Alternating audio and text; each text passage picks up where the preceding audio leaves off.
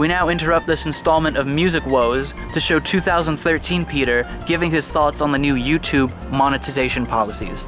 I've seen a lot of people talk about this recently, and I'm a bit late, so excuse me, but YouTube is not censoring you by not paying you for videos that aren't friendly to advertisers. You can still make the videos! Come on! You guys are really dumb.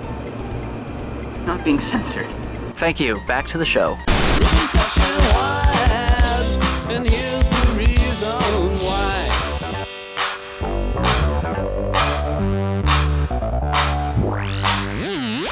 High resolution audio, the sort of stuff you get from HD tracks. So it's basically 24-bit, 96 kilohertz audio usually. And CD quality is 16-bit, 44.1 kilohertz. And usually, CD quality is perfectly fine. The only time I really think that high resolution audio type is really important is when you're recording stuff. Not necessarily when you're listening to it, because you record it in high resolution, then you can tinker with the audio in pretty much any way you want, and then you can put it all down to CD quality, and it'll sound more or less the same, and everything's just better, the file size is smaller, and just stuff like that. So when I record concert bootlegs for dime a dozen, which you should go download because they're fantastic, I use the Zoom H4n recorder, and I record in 24 bits, 96 kilohertz, and then, I do all the tinkering, make it sound good as hell, and then I convert it down to CD quality, because it really doesn't have to be better than that.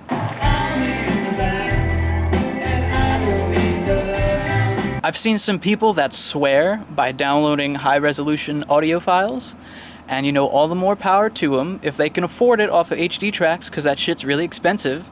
I mean, if they're buying it at all. If that's what they like to do, okay, fair enough. They like to say, oh, well, the dynamic range is a lot better. It sounds so much clearer than CD. It sounds so much better than MP3s.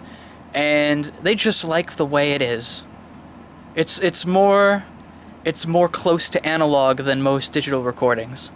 And I think when people talk about it sounding better, I think it's really a placebo effect. Unless you have a stereo system or an audio listening system that's worth thousands and thousands of dollars, I really highly doubt you're getting any better quality with a super duper huge high resolution audio file than you would with an audio file taken right off a CD or with MP3s. There are only a few circumstances where I'd say I would actually download lossless audio.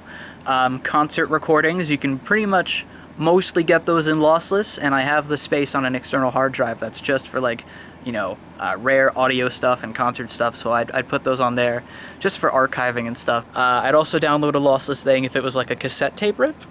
I just think you're better off when it comes to cassette rips, because MP3 encoding with cassette rips can get a little dodgy at points, make some things sound worse than they actually do, and that's really the only time I can really tell the difference between an MP3 and a lossless file. That being said, I would never ever download something in 24-bit 96 kilohertz, because I've learned one thing from doing all these concert encodings and recordings and tinkering and stuff like that.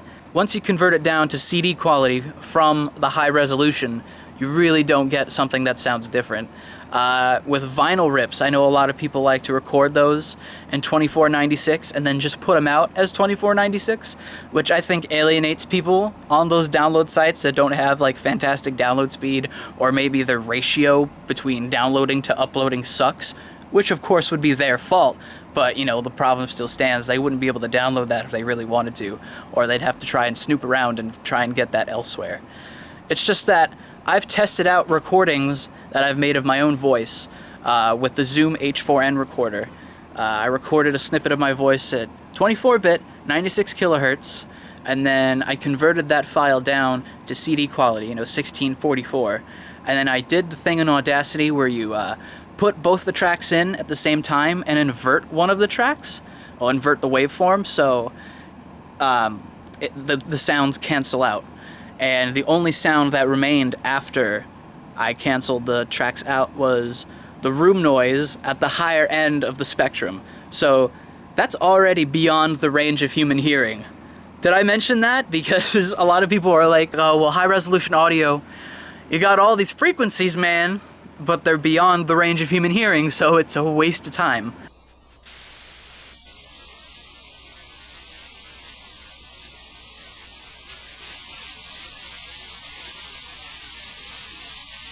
One thing that I'd like to mention is that with a lot of people, they say, oh, well, the dynamics are inherently better with high resolution audio, this being the stuff you get off of HD tracks.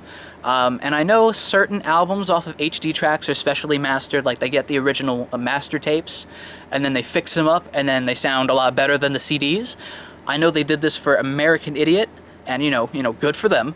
But I just think the claim that 100% of the time it's going to sound better because it's a high resolution audio file is bullshit. They're going to sound the same. Compare them. Just try. It's going to sound the same. Just because it's a higher resolution audio file, if the mastering is exactly the same, it will sound exactly the same. An example of this being this Death Cab for Cutie album, Transatlanticism. I've had these MP3s of the album for about 10, 11 years. My sister downloaded them, gave them to me when I was younger, and I've just had them on my iPod the entire time, and they're high bitrate files, so they sound just fine. I looked them up in Audacity, and they clip just a little bit. I think it has to do with some of the drum beats, but for a split second, just a few clippy moments isn't terrible to listen to. I found an HD tracks rip of the album, and sure enough, it's in high resolution. They just lowered the overall volume of the album so it doesn't clip anymore, and I guess, that's a good thing to do, but then again, that's not any more dynamic than the actual album was. Just lowering the volume, anyone can do that. So yeah, I'm pretty sure if you're getting anything off of HD tracks and actually paying for them, you should make sure it's actually a different master and not just the same master they use for the CDs, because they're not going to sound any better. And I think high resolution audio is just a waste of space. But that's pretty much it. Music Woes Volume 2, high resolution audio files. If you have any suggestions, let me know. I might do them. Who knows? I'd have to agree with the music woe that you have, and then I will air my grievance, and you will say, I think this too, and we'll have a lovely time. So if you'd like to like the video and subscribe for more videos, that's really up to you, so go ahead.